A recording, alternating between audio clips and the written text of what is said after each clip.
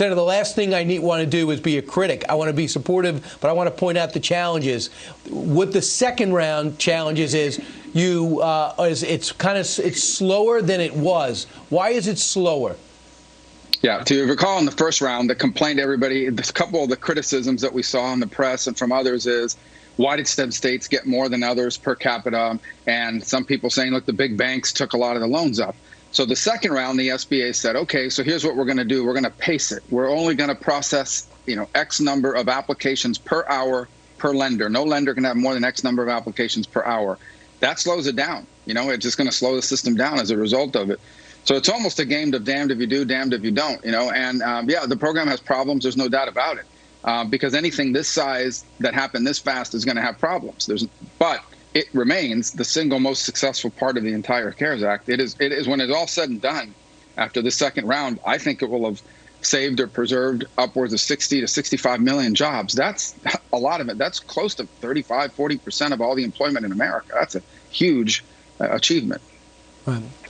Senator, when we watch Yale, Harvard, Cornell, Notre Dame apply for this, and then most of which are giving it back, not Notre Dame or Cornell for some strange reason, and Shake Shack and others, that's part of the CARES Act. But the Lakers applied for PPP protection programming, $5 million. I mean, LeBron makes that in an afternoon. Did you not write something in that would further define why they wouldn't be eligible for this? Well, it's interesting with the Lakers. I'd have to look and see whether they're even eligible under existing SBA law, because right now, a lot of companies that you're reading about in the press, publicly traded and otherwise, are defined as small business under existing SBA regulations, depending on what industry they're in. They've never used SBA programs because they don't need it. In the case of the Lakers and others, I would say that the thing that's in there is the certification part, and it's the one that Treasury's been hammering on. When you get this, you certify that you not only have been hurt by the virus, but that you need this loan to continue operations. And if you're sitting on a mountain of cash or you have other options for funding yourself, you can't make that certification that you need it because you have other options. That's the way Treasury is interpreting it. And that's why you're seeing a lot of a lot of recipients come forward and say they're going to give it back. One last point about this. Remember, this is about helping employees. It's capped at $100,000, so no salary past $100,000 is covered. So don't worry about LeBron and getting paid through PPP or anything like that. But this is about saving jobs. And ultimately, we have to remember that some recipients' name might be flashy and maybe they shouldn't have gotten this, but the people who ultimately benefit are people making $15, $25 an hour. Maybe not in the case of the Lakers, but certainly in the case of some of the other companies we've read about. And believe me, we know people in the Lakers make minimum wage. They don't make. Not everybody is rich that works for the Lakers. Just maybe an organization that can afford to withstand 2 months of a shutdown. But I'm going to bring, like the Mavericks can, as Mark Cuban talked about. But in terms of some small businesses and some of their complaints, is they're saying that there was a point where independent contractors worked towards payroll. There was a time when FICA tax worked towards payroll, and they're worried about that 75-25 breakup, and they're worried about this loan being more debt instead of a grant. What do you say to those small firms that get this money and getting kind of worried that they added some debt and they might be able to not be able to do that breakdown that was one of the prerequisites of the lending?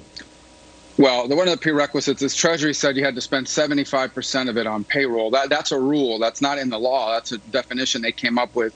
And maybe that's too high or whatever it may be. But I don't think for these businesses, they're going to have a problem for the most part, because if you spend it on payroll or you spend it on utilities, rent, all sorts of other overhead, those are allowable. And by the way, there's also a provision, and this is what we're really pushing hard on. The law says if you can't hire everybody back during the time that we've given you because they don't want to come back to work, because for a lot of reasons, you're seasonal, there is a provision in the law that says that down the road, you can come back in 6 months, whenever you have to go get forgiveness and say, look, I didn't hire everybody back in 8 weeks. But I hired everybody back in 3 months, and here's why it took me that long. So we're asking them to clarify what that's going to look like so more businesses have confidence that this is not going to turn into a loan for them. Because not everybody, a lot of people are having trouble rehiring workers because the workers are saying to them, I'm making more on unemployment. Not everybody. Most people would prefer to have a job, obviously, but that's an issue we're hearing reports about.